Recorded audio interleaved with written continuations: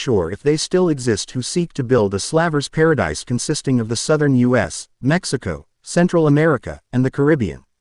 There are documents in the National Archives in Washington, D.C. that ensure they existed and played a part in supplying Southern troops during the American Civil War.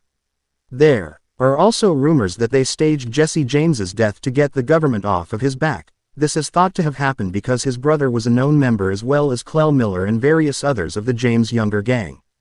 It was rumored that Jesse was as well, but this was never found true or not.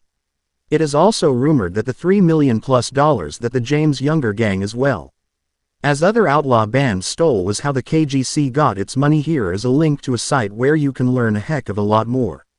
Okay, since won't let me post a link to KGC research website, type in NIG HTS of the golden circle into Google and it should be the second link from the top. The main page will be light blue and have 2 torches in the center. Now remember that this is fiction and most of everything I write didn't happen, so don't go doing research thinking that Frank never wanted any part in the KGC. He was a known slave owner and probably loved the idea of a slaver's paradise. So anywho, till next time, this is Ukami no Getsue, son of the Celts, Vikings, and Cherokee, signing off.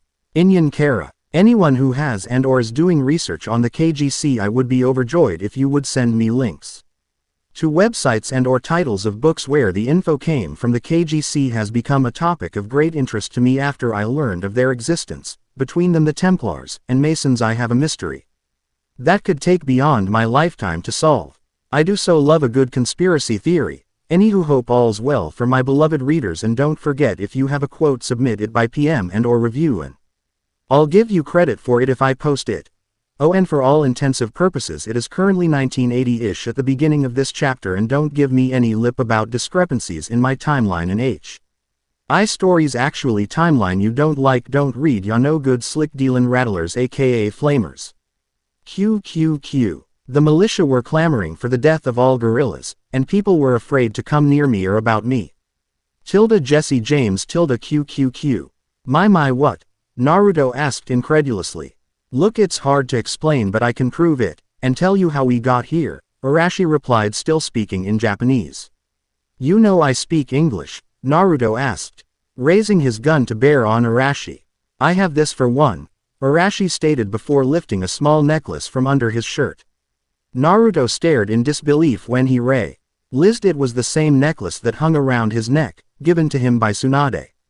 For 2, I have your journal here. Arashi took a small leather-bound book from his pocket and showed it to Naruto before flipping through it absent-mindedly. Jiraiya really turned you into a pervert worthy of great respect. You know that? Arashi asked offhandedly. You even invented a jutsu that allowed you to see through clothing. I bet Hinata never knew that. Huh. Naruto cocked his gun before speaking in an angry tone. Who are you? I told you, I am your great-grandson, and if you still don't believe me. Could anyone other than a descendant of yours do this? Arashi finished his bold statement by creating a Rasengan in his right hand. And suppose I were to believe you, how are you here and to what ends? Naruto asked as he let the hammer on his gun drop. See Strange over here, he is like the Magi from the elemental nations, Arashi began, dispelling the Rasengan as he did so and slipping back into English. And when he used a teleportation spell it screwed up and sent us through time. We still don't know why though. But this actually works to my benefit as well. You see in your journal you detail say ALS to their fullest, but never once did you write how to make sealing ink. The stockpile you created for your descendants has just recently run out and I need to know how to make more. A Magi US. Naruto muttered in a distracted tone. Can you reanimate the dead? The body yes, but it is impossible to reattach the soul that was once tied to it. Strange replied. Kuso. Naruto swore, that would have helped me immensely. They didn't go to Mephisto's realm. Arashi told Naruto, they reside with Kami. Naruto sighed and gestured to Hawkeye and Mockingbird, and those two, what do they do? She is warrior comparable to a high Anbu, and he a master archer. Arashi replied, there is nothing special about the ink. Naruto told Arashi, you just have to instill it with your chakra so that it can be manipulated by the seal. We used tree sap mixed with dyes and water back in Konoha. We need a place to lay up for a while, Arashi said softly. Why? Naruto demanded. Mockingbird killed the new saint incarnation of Ghost Rider a few days ago on the border of Indian Territory. Strange answered, I can return us to our proper time, but I must make it to a place now called the Devil's Tower. And we need you to distract Ghost Rider's forces long enough for us to get away, Arashi finished. So let me get this straight, you want me to kill Yanks for no other reason than because? Naruto asked incredulously. Bitchin', what? Way, they should be here in little less than 4 hours actually, Hawkeye told Naruto. And I said distract not kill, Strange put in. Then you shouldn't have come to me, Naruto replied pointedly. Arashi chuckled lightly at the conversation, already anticipating Naruto's curt reply. He then held up his copy of Naruto's journal and tapped it lightly. We must go, Fire Warrior. I'll see you in 120 some odd years. Thank you for the sealing ink. Arashi bowed slightly and walked southwest, followed slowly by the rest of his group. Naruto blinked a few seconds later after the group had left and asked himself if that had actually happened. Naruto glanced at the still sleeping form of the girl he had rescued, glad that he had placed the sleeping jutsu on her earlier. He didn't want her to get in the way of his fight again. Naruto stared into the fire, trying to draw up a battle plan in his head for the coming fight. He smiled evilly as a devious idea entered his head. We will have vengeance, Jess, Naruto whispered with a contented sigh. 3 hours later, Naruto was rather proud of the work he and his clones had just finished. The large circle of Chi roughly half a mile in diameter was perfect. He had taken great care to select both an area on the now visible troops' path, and one that was full of very dead and very dry grass. The strip of dirt as itself less than 10 feet wide, but it was filled with lots of grass, very dry, very combustible grass. Naruto manipulated the air around him, forcing him up and off the ground, holding him at a height of about 50 feet. He then drew a lot of air together to make it dense enough to support his body weight. Sitting quiet comfortably on his perch, he waited for the troops to enter the circle. When they were fully in the circle, Naruto counted almost 200 of them and grinned demonically. Oh yes, we SSS Hall have our revenge, Naruto whispered to himself before surrounding the troops in hellfire, laughing like a child in a candy store as their screams of pain wafted up to him. Naruto descended back to the ground and walked among the still steaming corpses. He noticed one was still Al.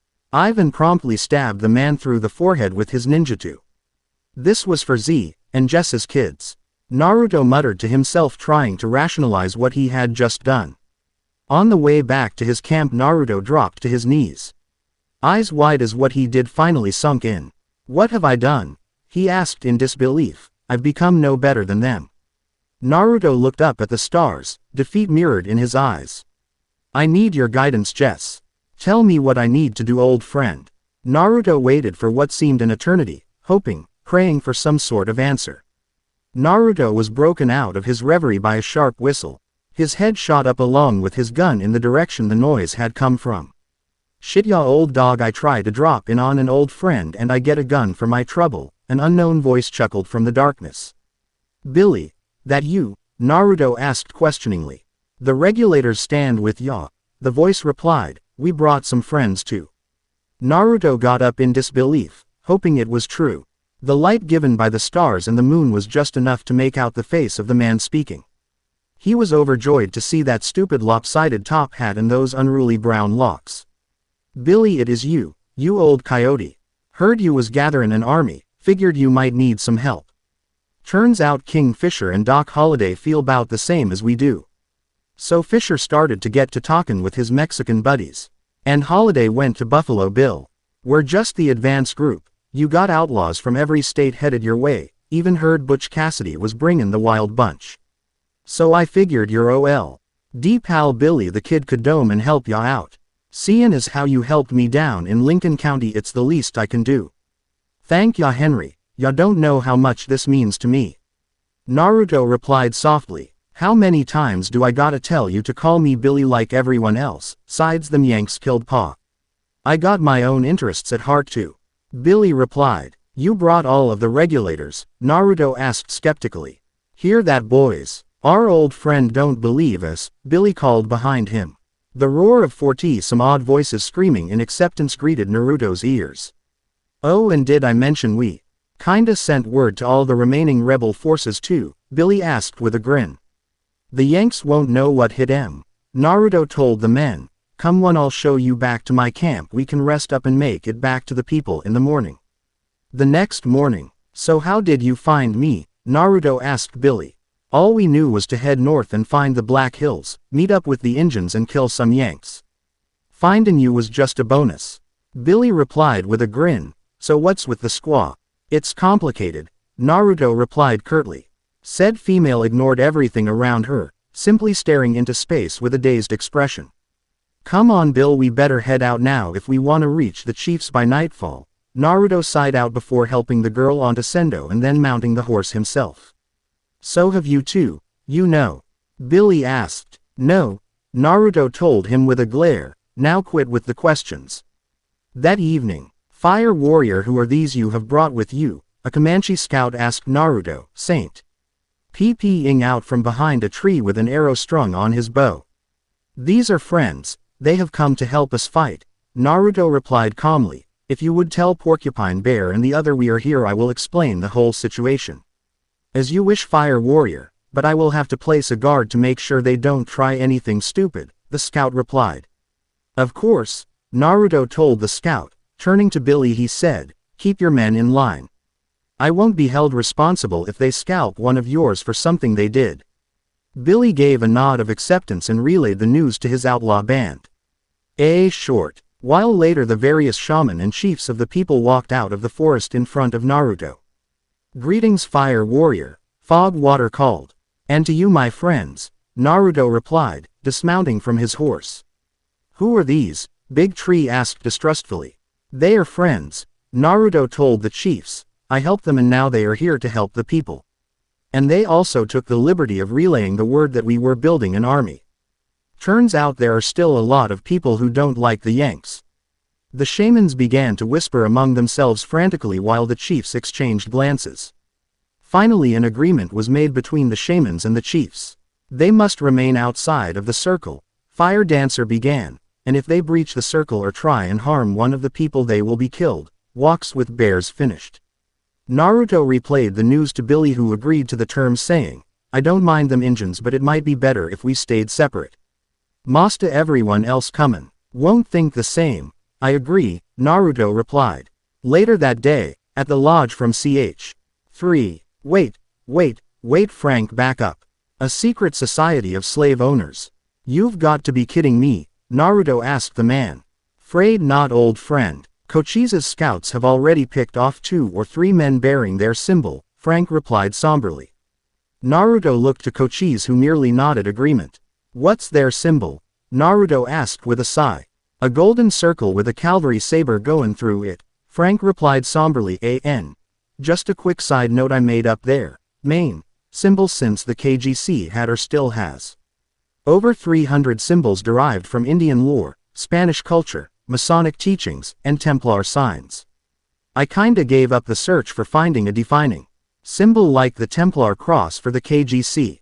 I know their sign of greeting is tapping one's left pectoral with the right fist, but that's about as far as my understanding of KGC signs or symbols goes. And you say they're gonna be Betty are armed and trained that Yank troops? Naruto asked again, receiving a nod from Frank. How? Frank sighed before answering. One of the original creators, even from before when I joined, found a Templar cache that had a heck of a lot of money in it. Using that, they bought top-of-the-line weapons and started a trading conglomerate to keep their funding. They have virtually limitless funds and employ a lot of gunslingers. They probably are already slipping troops into the groups coming this way, seeking to kill us from within and whatnot. Damn, Naruto muttered. So how are we gonna know which of the folk coming are on our side or on theirs? Frank shrugged. If they start shooting us, then we know. Frustrated, Naruto sought to tackle another problem. Fog Water, have you and the shamans figured out what to do with that girl I brought back? We sent her to stay with Laughing Stream, another blessed one from Dragging Canoe's band. We are hoping she can help teach the girl to actually function, and maybe help us fight, Fog Water replied. The effects of Black Wolf's treatment are hard to determine. Eagle Eye put in.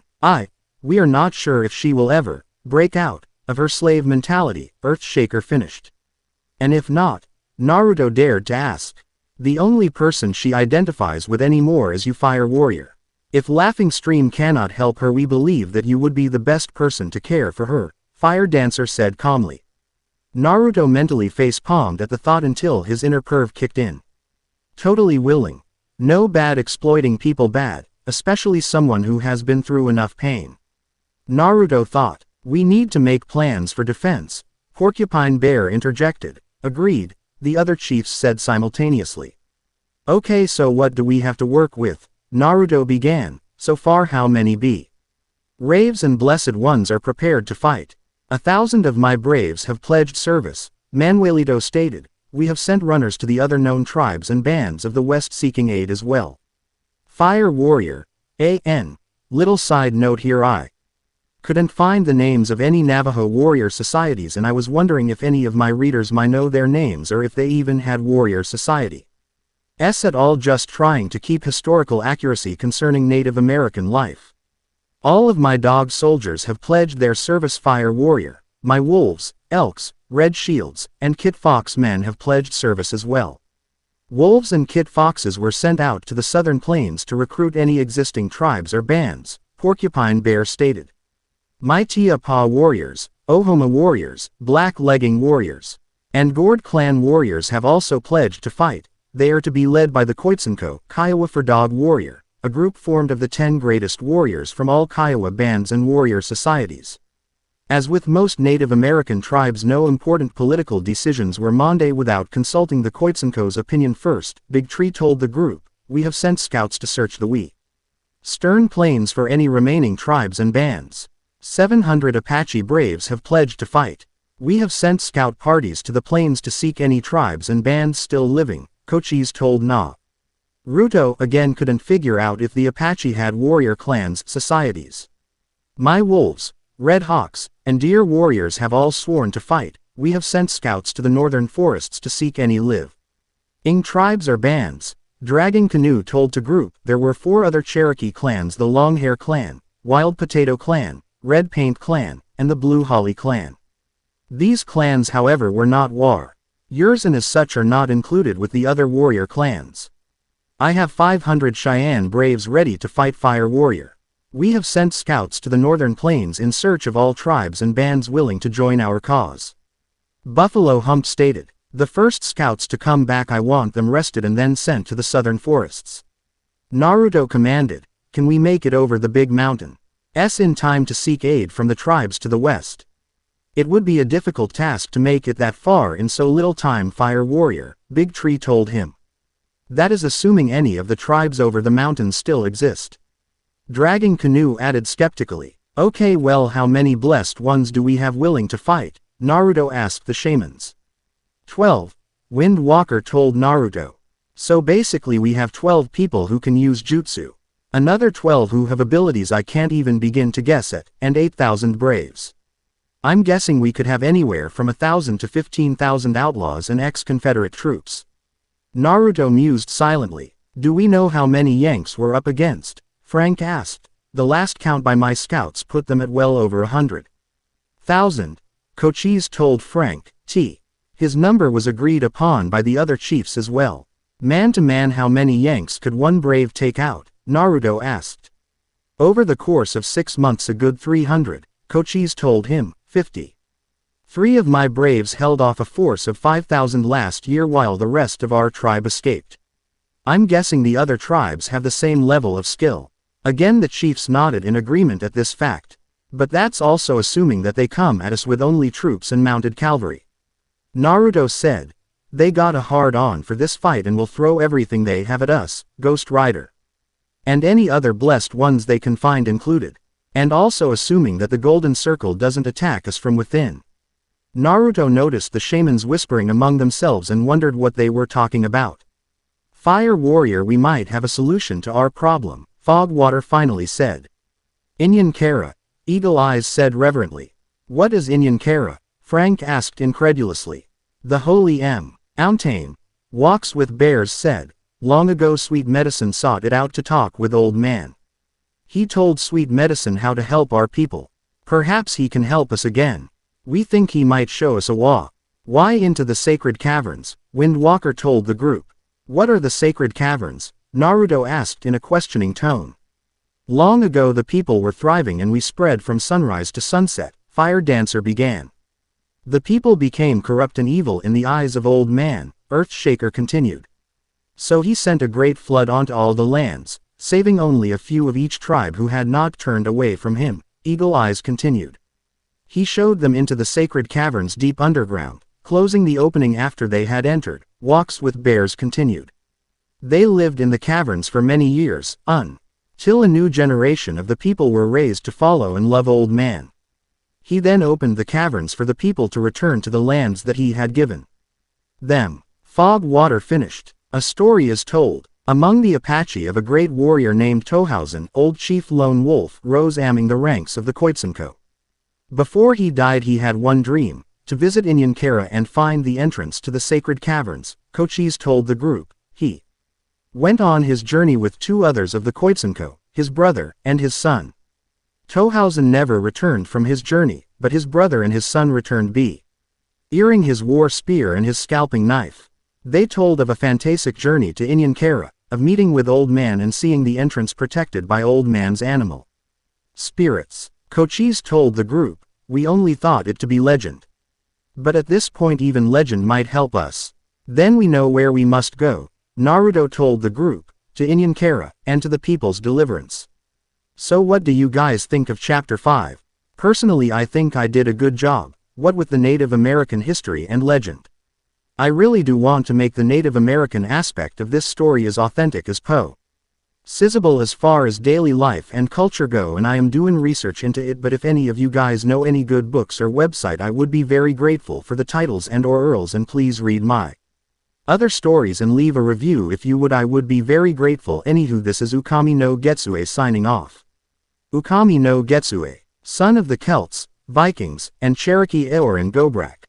The battle is joined. QQQ. Our revenge will be the laughter of our children. Bobby Sands QQQ. Naruto and the group of shaman and chiefs exited the forests of the Black Hills with apprehension, knowing that the Yankee forces could be anywhere. Naruto took a parting glance to the forest, wondering what the girl he had saved was doing. They rode for hours until the sun began to set beyond the horizon before a word was uttered. We near Inyankara. This holy mountain is now known as Bear Butte for any who care to know. I think it's in South Dakota. Fog Water told the group reverently. Naruto could see the L1 mountain rising from the sea of grassy plain, a single monolith of green in a sea of yellow. He had felt a rise in Earth's natural energy for the past few hours and knew that its source was the mountain before him. Naruto looked around and saw the different looks of trepidation and glee among the faces around him. As the group neared the bottom of the Mount Earthshaker commanded them to pick at their horses at the foot of the mountain and go the rest of the way on foot. The instant Naruto entered the edge of the forest he felt that they were being watched by something.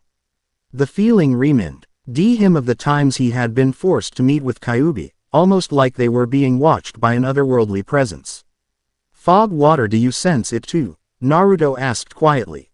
Old man sends his guardians to watch us, Fog Water responded reverently.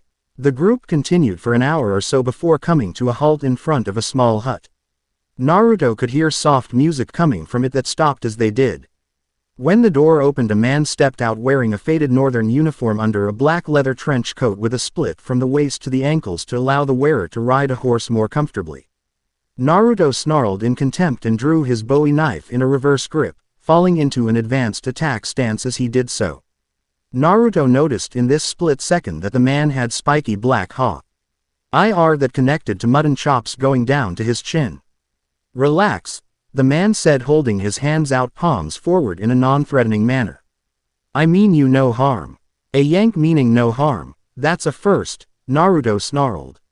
Fire warrior, relax, Fog Water said, trying to calm the situation. This is holy ground, old man will not permit bloodshed here. Naruto begrudgingly sheathed his knife, eyeing the man distrustfully. Am I to presume you are the infamous Flame of the South, Naruto Uzumaki? The man asked. Naruto growled in response. My name is Logan, the man told them. I joined the war to help the Blackfoot. They saved my sworn brother and I before the war. We thought that if we fought then they might not be as hated as they were. We even convinced Lincoln to have a brigade of Blackfoot braves join us to prove their worth. We were betrayed. As many of the people know, I knew that others would come here to Inyankara eventually. My brother and I are blessed ones. We, along with what little remains of the Blackfoot, pledge our service. We sent scouts over the mountains and into Canada to seek more help. The chiefs and the shamans gained a thoughtful look, though Naruto was still distrustful. Little side note here: as far as Wolverine and Sabretooth's backstory go, I'll be melding their origins and relationship between the X-Men Origins movie and the original comics. Haven't decided if I want to have Wolverine paired with Itsu or the girl from the movie though, but if y'all do want Itsu, I'll throw the Dakin Lupine X-Force arch in. Why join the Yanks? Naruto asked. I was born a Canadian Flame of the South. The Canadian government sent myself and a group of blessed ones to fight for Lincoln, Logan replied. Fog Water, I am at a loss, Naruto admitted, unsure of whether or not to trust this man. He lives on this mountain, fire warrior. Old man would not permit one who was against us or dishonest with us to do this. Fog Water replied. Then we take him with us, Dragging Canoe stated simply. As you wish, Logan said before dousing the small fire within the cabin and shutting the door. The group continued their sojourn in solemn silence until they drew near the top of the mountain. A few hours after meeting with Logan, the shamans all stopped suddenly and collapsed upon the ground. They began chanting reverently shortly thereafter. The chiefs followed suit, Naruto and Logan doing the same. A few minutes later, Naruto could feel the spiritual power of the place increase tenfold, almost crushing him, so intense was it. The power he felt didn't feel threatening, much to his surprise. It felt comforting and warm, like the calm embrace of a beloved parent. A voice spoke a few minutes later, laced with power and love. Arise, my children, the voice commanded, do not be afraid. Naruto chanced to glance upwards only to realize that the group was enshrouded by a heavy cloud. There seemed to be a light shining through it that was so bright Naruto knew it would have blinded him were it not for the cloud. Old man, Fog Water and the others whispered reverently. You have come here seeking help, my children. You seek the sacred caverns, and deliverance just as your ancestors have in times of great need, the voice said again in that loving tone. We humbly seek your help. Walks with bears told the voice, just as Sweetwater did long ago. And you have done well, my child, the voice Old him. I will permit you entrance into the caverns, know this though. This war saddens me, the evil one seeks to turn my children against each other, his plan cannot be stopped this far along. Many of the people will die, my sons. But you will survive. Follow the legend that I gave to Sweetwater and all will be well. I will never forsake you, my sons, even if it seems I am not there, I will be at your side. Why? Naruto asked the voice with sadness, if you love your children so much then why did you do this to me? 'Twas never my wish that my children experience pain or sorrow, the evil one corrupted my first children and his corruption still taints my children to this day. Think of this son of Minato, had you not endured the suffering you did, you would never have come here to this land. I have been beside you since your birth, and have watched your struggle with pride. You have grown into a fine man, and I have graced you with many gifts. I promise that your greatest wish will come true. The cloud lifted and the presence was gone, revealing a large valley at the top of the mountain with a waterfall on the other end. The falling water was parted by an unseen force to reveal a large cave opening. The sacred caverns, Fog Water gasped with joy. A few hours later, bottom of the mountain. Naruto had been thinking deeply over the words he had heard, trying to figure out if he had actually talked with Kami or simply a spirit imposter. Regardless, the being's argument was completely sound. It was right. Had he never gone through what he had, he would have never met Jess and the other. Never saved that girl from Black Wolf, never gotten rid of Kyuubi, never learned how to fight for those he loved. By the rise of High Moon, I and my brother will bring all who wish to fight to your circle. Logan ensured the chiefs, who merely nodded in reply as Logan began to sprint away to the north. With laughing stream, I hope Fire Warrior comes back soon, the attractive girl thought. With a mental groan, this girl is impossible. Master, what would you have me do? The girl Naruto saved asked. I am not your master, Laughing Stream told the girl for the literal millionth time. But my asked master gave me to you until he comes back. So that makes you my master. Master, the girl replied.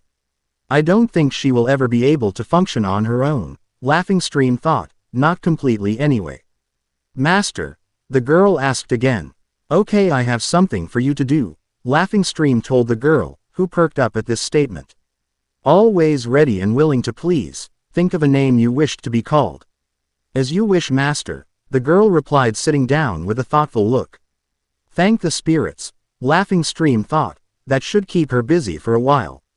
A few days later, as Naruto and company arrived, Naruto gazed in awe at the large number of campfires surrounding the Black Hills. I didn't know there were this many rebels left, Naruto thought.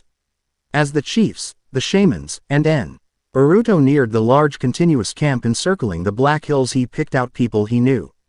Butch Cassidy, King Fisher, Doc Holliday, and many others he had met on his adventures with Jesse. They tipped their hats to him as he passed. We might actually pull out of this, Naruto thought with wonder. As the group entered the forest, Naruto realized that the number of the people staying in the hills had increased as well. When Naruto and the others made it to the meeting hall, Frank joined them for the informal meeting. We need to meet with the leaders of those outside the circle, Naruto said. We have to draw up battle plans and warn against the Golden Circle. The group agreed with this plan. It would be wise to not tell them everything, Fire Warrior, and to trust only members of this group fully. Fog Water cautioned. He replied. Outlaw Brother spread word to the outsiders that we will meet under Grand Oak in 3 Suns, Porcupine Bear commanded. Frank nodded before leaving to do as he was asked. In 3 Suns then, Naruto said before leaving to check on the girl he had rescued. As he neared Laughing Stream's tent, he wondered how things had been during his absence. As if he knew he was coming, Laughing Stream exited her tent and met him before he could enter. Greeting, Fire Warrior, she said with relief. Greetings, Laughing Stream, how have things been? Naruto asked. King Stream sighed before speaking. I do not believe that she will be able to survive on her own, not completely. She still views herself as a slave and I have been hard-pressed to get her to stop calling me master. I did manage to get her to choose a name for herself though. And what is that? Naruto asked curiously. She wished to be called Singing Bird, Laughing Stream told him. She sings all the time now. And I believe that the birds are her guardians. They are always around whenever she leaves the tent. May I see her? Naruto asked. Of course, Fire Warrior. After all, she is your problem now, Laughing Stream chuckled. Naruto wasn't sure what to make of that comment and mulled over its many possible meanings until the girl he had saved came out of the tent, looking like the picture of beauty. She had trimmed her hair so that it hung just past her shoulder, and was wearing a deerskin dress that was decorated with fringe with various bird feathers braided into it. Upon seeing Naruto, he ran to him and glomped him much to his surprise. I knew you would come back, she whispered into his ear. Naruto slowly stood up, giving a helpless look to Laughing Stream, who hid a chuckle behind her hand, giving him a look that repeated her previous statement about the girl being his problem. Naruto sighed before attempting to extract himself from Singing Bird, who refused to budge. Giving Anyo fair sigh, Naruto put his arms around her, carrying her bridal style back to his tent. Singing Bird gave no protest to this and snuggled into his chest. You not gonna let go, are you? He asked her. She nodded no into his chest, causing him to sigh again as he entered his tent. Not like I'm not enjoying this, I guess, he thought as he lay down upon his bed of furs. He began stroking her hair absent-mindedly for a while before he noticed her snoring slightly. Naruto glanced down at her sleeping form, noticing how cute she looked when she was asleep. What am I gonna do with you? He asked himself, gaining a slight nosebleed from his first few thoughts before dispelling them. Bad Naruto, he said to himself. That voice did say I would get my greatest wish. Maybe after the battle we'll see if I'm ready for the next step, he mused silently as he fell prey to sleep's calming embrace. A few days later, as Naruto began his walk to Great Oak, an oak tree well over 200 feet tall on the west side of the hills, he bid goodbye to Singing Bird, who gave him a hug in reply. Come back soon, master, Singing Bird called after him. Naruto gave her a wave as he walked off. Lost in his own world, he continued on. As he neared Great Oak a few hours later, he noticed the number of men there overtook 30. Naruto scanned the faces for anyone familiar. He gave a nod to a few outlaws he had met on his travels with Jesse, and outright smiled as broadly as he could when he saw a group of 4 men. He walked up to the group of 4 and smiled, taking in the changes these past years had given them. Jerry Ash, known as Poker Face to most outlaws due to the fact that you could never tell what was going on in his head. When in pain he grinned like a maniac, when in trouble he laughed, a trick he had learned in the boxing ring. He was a master boxer and almost won the middleweight championship of the world had it not been for a heart problem that had cleared up a few years later. He was a man of average height, topping 6 feet, with his dusty brown slouch hat that shaded his rough face and short brown hair. He wore a gray western cut button-down shirt tucked into his jeans and gunbelt. His bows were made of gator skin, and Naruto wondered if he had killed the beast himself or simply bought them off a trader. Naruto noticed his new chaps made out of what looked to be deerskin with a fringe along the back of them. Jerry was standing next to a man who was often described as looking like a bulldog. He was called Sid Maker, mayor of Makerville, a very lucrative copper mining town. The large and stood shorter than the rest of the group by almost a full head. To make up for this, he was wider than they were, with big strong shoulders and muscles showing through his brown shirt. The man carried dual thong down Colt revolvers on his gunbelt that rested lightly on his jeans and cast a faint shadow over his brown cowboy boots. Naruto knew that anyone who thought Sid was just for show was dead wrong. Even with a body that big, he could keep pace with a coyote, and that speed held true when he pulled iron or used his large hands of bludgeons. Standing behind Sid and Jerry were 2 men, XS. Harifo and Kardak, and his blood brother, Anan Rhiannon. Kardak was a big man, easily 6 feet 5 inches, and he knew it. His former passion of tracking down outlaws had led him to Rhiannon. However, the confrontati on turned them into brothers, through a sharing of blood between the two. Kardak wore a Winchester repeater rifle strapped to his back, and a Colt Peacemaker at his side, a gunbelt holding bullets and his gun crossing from his left shoulder to his right hip. He was wearing a reddish button-down shirt tucked into his jeans, with a matching pair of red cowboy boots. Naruto saw that even though Kardak held a smile in his face, the Welsh man seemed to have aged a lot over the last year, tinges of gray worming their way into his wavy black hair and mustache. Rhiannon looked the same as ever, with that big goofy grin on his face. He was a giant of man well over 7 feet in height. He had an oversized Bowie knife strapped to his gunbelt that held dual Russian 44 specials. He wore a tan shirt with matching pants and deerskin boots. Naruto looked into his eyes and saw only kindness. He knew however that the Welshman wasn't afraid to kill even if he didn't like it. He had a Stetson slouch hat pulled on over his eyes and a black duster that hung down to his feet, making his already imposing figure more creepy.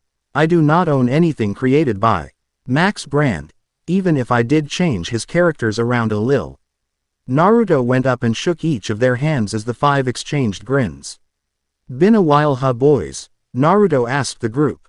Yeah, been a while since Pokerface over here stole all your money in an ice game of stud. Sid chuckled, causing the others to laugh. This banter continued for a few minutes as Naruto caught up with his old friends and others he had met on his travels. Naruto was surprised to see Wild Bill Hickok amming the group.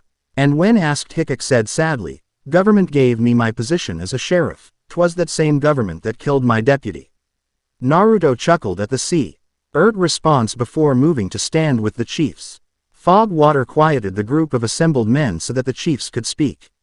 "We have brought you here to discuss our plan of attack and to give a warning," Big Tree began. "A group some of you may know called the Knights of the Golden Circle have declared us enemies and wish to kill us before the Yanks get the chance."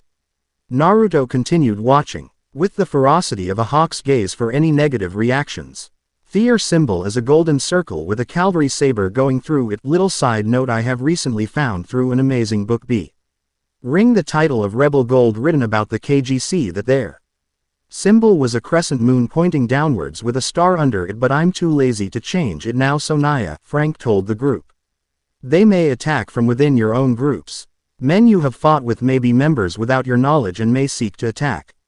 If any large group attacks, separate yourselves and any you feel are completely loyal to you.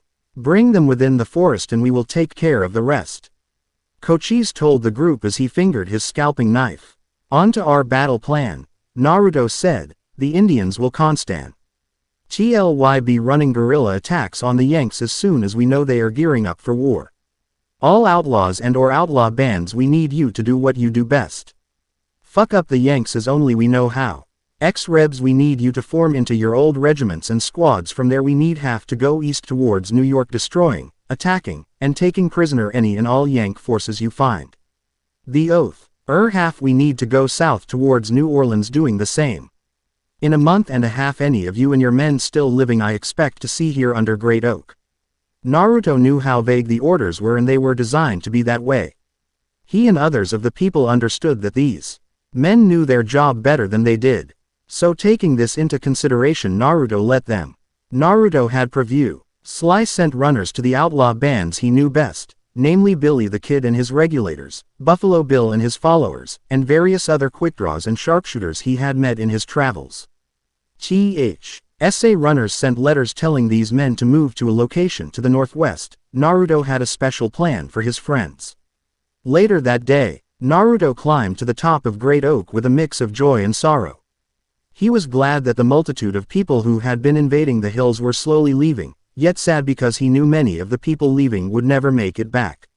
Naruto decided to ignore that nagging sadness he remembered oh so well from the war. Leaving camp for battle and knowing half the men you see won't make it back that night, he hated that feeling of helplessness. So instead he laid down on one of the branches and stared at the clouds for a while before dozing for a few minutes, content to just sit and do nothing for a few minutes. A few days later, Naruto neared camp of his chosen fighters with a mixture of glee and caution. He knew that if this plan were to work it would require their full cooperation. As he entered the outskirts of the camp he motioned Hose who saw him towards the center of camp, satisfied that they would follow by the sound of boots hitting dirt. When he finally reached the center of camp he turned a slow circle to see all those gathered here. He was proud of his friends that none had left. My fellows, Naruto began, my friends, my brothers, I asked you to come here for a special task that I can only trust unto you. I have discussed in length with the rebel leaders and with the chieftains of the people. We all agree that we don't believe there is a way to win this fight. Naruto paused and waited for the murmurs of discontent to die down. That being said, no one is keeping you here. You may leave if you wish. If you stay, I can promise you full citizenship within the people. When this is over, I can promise you a place where you don't have to look over your shoulder, and I can promise you that you will be among friends. We have chosen a few places that are perfect for a stronghold, and I need you, my friends, to go there, claim land, and do whatever it takes to keep that land. When this fight is finished, these towns will be places of refuge for any and all who support our cause. Who do you propose we go about? CL. Aiming said land, someone asked from the crowd. Naruto chuckled at the simplicity of his plan. Legally, through the Homestead Act, each man gets 150 acres to do as he pleases with. ONC. This fight is over. We need you to choose an area to go to, claim it, and settle down for a while. This chain of sanctuaries can then be used for any of us as a safe haven to change horses, get some tack, and replenish ammo, or just to spend a few days catching up. Where? Wild Bill Hickok asked from the front of the small crowd. Need some men to go the Appalachians round the Tennessee borders, need some to go to the plains. Our goal is to have at least one safe haven in every state and territory and in areas of special interest. Naruto replied. What happens if there is already a body on this land? Kingfisher asked. I'm sure between the lot of us we have enough cash to get him to leave. Course, seeing as how most of us been running from the law a few times, I'm sure some of you will find inventive means. Naruto chuckled in reply. Why? Pokerface asked. Naruto looked downcast as he answered honestly, we have all been hunted, we all know that feeling of never being able to let your guard down. Of entering a bar or hotel and having to sit with your back to the wall and your eyes at the doors and windows. The government doesn't want too much bad press with this war, so when they add 'em PT to wipe us out, they'll herd the survivors onto a preset stretch of land. These larger plots as well as the smaller havens we will be creating will then be connected to be used by any of us. This was originally my idea, truth be told. Any one of us looks into another's eyes, he'll see that hunted look any gunfighter bears. I'm fucking tired of walking down a street and having random sumbitches tryin' outshoot me just to make a name for themselves. This way we watch each other's backs, and fight each other's fights. This way, none of us will ever have to be alone again. Naruto turned on his heel. ND walked away, calling over his shoulder. You want to be a part of this plan? You meet at Great Oak tomorrow morning. If ya don't, try and join one of the groups we sent off a few days ago, or just head home. Naruto walked back towards the hills with a heavy heart. He honestly hoped his friends would stay, but he didn't want to load them with more than they already had. Truth be told, I'm getting red of fightin', he thought sadly. Tired of wastin' life. I've fought my battles, I wanna just relax and not have to worry about anyone tryin' to kill me. Upon returning to his modest buffalo hid tent, Naruto was glomped by Singing Bird, which was beginning to become her normal greeting for him. Hello to you too. Naruto chuckled as she snuggled into his chest. Will our friends fight with us? She asked him after a few minutes. Naruto rubbed her head absent-mindedly as he replied, I know a few will. Onpatori, Music Bird, Billy, Fisher, Hickok and a few others for sure, but I'm not sure about the rest of them. She nodded into his chest as she said, but at least you know the ones that stay will never leave you. Naruto chuckled at the simple truth as sleep's calming embrace gripped the two. The following morning, Naruto smiled softly when he woke up, noticing that he and Singing Bird still shared an embrace. He stroked her hair for a few minutes, wondering if he had the balls to go through with his plan. Deciding to leave that decision for later, he softly extracted himself from her embrace and began walking towards Great Oak. Upon arriving, Naruto's heart swelled with pride as he saw only TW 3 of yesterday's group were not there. Naruto got the group attention by letting out a shrill whistle. Friends, it brings me great pride to know so many of you wish to stay. We will play an integral part in this coming battle. I need anyone who is good with a sharps 50 to raise their hands. Naruto counted 15 out of the 40 or so men. Okay, everyone gather round then. What's gonna PPEN is we're gonna fit your rifles with a naval spyglass to enhance the range. I've seen a shot made from over a mile away without any modifications, so I know you can do it with some. There were records of the sharps 50. Being able to make an accurate shot up to 1.5 miles provided it was paced off beforehand, some Apache scouts were kind enough to, shall we say, liberate new weapons from a Yank supply train. That means Winchester repeaters and brand new Colt peacemakers for any that wants a new gun.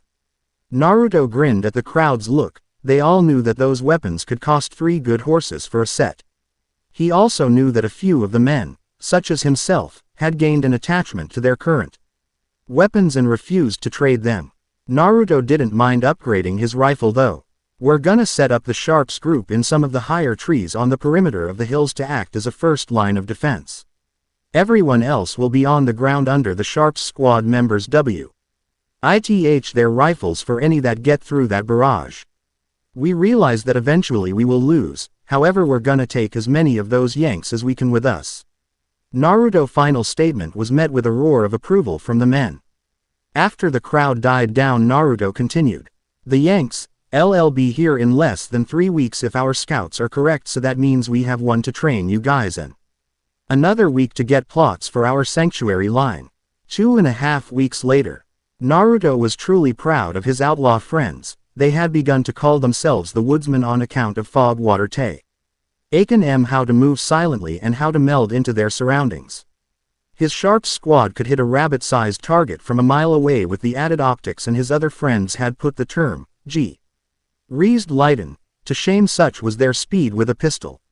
He himself had taught the shamans and their apprentices more jutsu, mainly sticking to offensive jutsu and low-level jijutsu. The blessed Nis had melded themselves into a cohesive fighting force, having abilities ranging from mastery over water to the ability to levitate things in the case of Singing Bird. Logan and his brother had shown back up with over 6,000 braves from over the mountains and Canada. The scouts from the rest of the country had brought another 7,000, mostly women and children seeking the protection the Black Hills offered. Naruto knew they were outnumbered 10 to 1, it made him smile a bloodthirsty grin. Naruto neared the meeting hall, watching the final preparations of war being carried out, shamans praying to Old Man. Warrior clan leaders painting their warriors with war paint under the watchful eye of a shaman, arrows being sharpened, guns getting oiled and cleaned one last time. He smiled. He knew that the majority of the men he saw would make it back when the fighting ended. When he finally made it to the center of the crowd, he was greeted by the chieftains. Fire warrior this wa. Our party makes my heart swell with pride, Dragon Canoe said as he smacked his battle-scarred chest. Aye, that it does, friend, Naruto replied. Fog Water walked towards the group, followed closed by the Thayer shamans chanting reverently. It is time, Fog Water whispered the instant the other shamans ceased chanting. Brothers, Kochiza's voice boomed over the crowd, causing it to fall silent. We stand here today not as divided tribes or bands. Dragon Canoe continued. Wonder if they rehearsed this, Naruto thought absent-mindedly, but as one, the 6 chiefs bellowed as one. We have stood by for more summers than I care to count, Manuelito screamed. After we saved them when they first arrived they killed us, Big Tree continued. But now brothers they wished to kill us all. Porcupine Bear screamed. Standing beside you are blessed ones, shamans and outlaw friends, Cochise said again. Together we live, the 6 chiefs bellowed, followed by a war cry from the gathered braves. Together we fight, the Hives again screamed, followed by another war cry. Together we die, the chiefs bellowed for a final time as the gathering of over 15,000 people vanished in less than a minute. Naruto motioned to the outlaws at his command after the braves had left. You know where to go, you know what to do, when all hell breaks loose and our army gets routed, head towards Inyankara. I'll meet you there. Quote, a toast if I may, lads, a man from the back of the group called. This was met with agreement as all the men pulled a waterskin filled with whiskey. May your cups always be filled, may you always be well fed. May you be 40 days in heaven off, or the devil knows you're dead. A great shout went from the group as they all drank to their taken toast. Naruto chuckled when he saw who had given the toast. A man named Sean O'Connor. A huge Irishman that had come to America just in time to be drafted into the Confederate forces, and if he was to be believed was descended from some Irish high king or something or another. He was easily 7 feet tall with bright red hair that he cropped short and tapered down into large metal chops. Naruto liked the good-natured man, but knew just as the rest of them did. That when he got into the thick of battle he lost his mind to the blood frenzy. To battle then me boyos, Sean called as he unslung his new Winchester repeater. The O'Connor clan wasn't as a real eerie. Shish clan descended from 2 or 3 high kings of the Middle Ages. Yes to battle, Naruto hissed in a demonic voice as he donned his hell form. He turned on his heel and sprinted with the speed of a shish Shinobi in the direction of the oncoming Yankee forces. Naruto's outlaw friends gave a slight shiver. All Naruto's issues aside, Frank said loud enough for everyone to hear, "We got some Yanks to kill." With Naruto had left the forest far behind him and was relishing the feel of the air screaming past his face. He would catch glimpses of Indian braves every now and again, and only because they had taught him what to look for. In the tall grass surrounding the hills for miles they were invisible to anyone who didn't know what to look for. Logan and his brother Victor, Sabretooth, going off what he looked like in the Origins movie right now, joined him in his run a few miles out from the hills. Naruto wasn't too surprised that they could keep pace with him, seeing as how their gifts were similar to his as far as stamina and speed were concerned. Victor was dressed in a dark brown duster cut for riding with its collar turned up. Jeans, boots, and an untucked red button-down that revealed just a hint of gold off of his belt buckle. "Time to kill," Victor screamed over the step, the bloodthirsty glee clear in his voice. Naruto got along all right with Victor, but he had a mean streak in him. He genuinely enjoyed killing. Something Naruto didn't ever want to fully embrace. The three knew what their mission was. Blindside the oncoming Yankee forces, take out as many as possible. Then draw them in for an ambush by the people's braves. After a few minutes of this insanely fast running, Naruto caught the scent of the Yankees' forward scouts. He grinned maniacally when he glanced at the other two and realized they smelt it too. "'Tis only after the blood coats your soul that you can truly live," Victor muttered under his breath. Naruto was slightly taken aback at this statement and filled it away for further use. He had to stay focused. The defending the people was more important than Victor's bloodlust. The three topped a small hill and saw the 20 of so squads acting as a forward guard spread out across 10 miles of so, with the main Yankee force just barely visible on the horizon. "I'll take left," Logan called as he peeled off of their formation. "Dibs on right, Vic," Thor said as he ran like a man possessed towards his intended prey. "Leaves me with the center," Naruto thought as he raced towards the men that would soon be dead. The skirmish was over in less than an hour. Naruto knew then how the brothers could keep up with him. They had a healing factor very similar to his when he still had Kyuubi, and their agility and strength were massive as well. Naruto noted Hat Logan's blessing were 3 bone claws that sprouted from each hand, reminding him of Kimimaro. Sorry if I spell anything wrong by the way. Victor's fangs and nails lengthened into deadly points, and his nails gained a covering of bone to keep them from breaking. In short, he didn't believe the 3 of them acting as a singular squad could be defeated by anything short of a group of high-powered blessed ones. "Now we wait," Naruto stated simply as Logan and Victor approached, covered as Naruto was in the blood of their victims. Naruto had dispelled his hell form as soon as his last victim lay dead. That form, he was beginning to realize, severely taxed his chakra reserves if held for any length of time. "We all have a weakness," he though absent-mindedly after taking a seat on a rapidly cooling bodies. "Sounds like a good time for a nap then," Victor commented as he lay down, throwing his arm over his eyes to shade them from the sun. Logan simply crouched and eyed the approaching forces with sadness in his eyes. "What's wrong?" Naruto asked. "I'm afraid that I'll see someone I fought beside. I wouldn't kill them even if given the chance. I got to know some of them real good." "Victor over there, however." Logan paused as he pointed his thumb at said man. He'd probably laugh as he licked the blood from his fingers. "I can't really blame him though. The killing helps him forget those he's killed before, if only momentarily." The two slipped into a thoughtful silence as the Yankee forces drew nearer and nearer. The end. I hope you enjoyed this episode. Remember to subscribe and like this video. See you in the next video.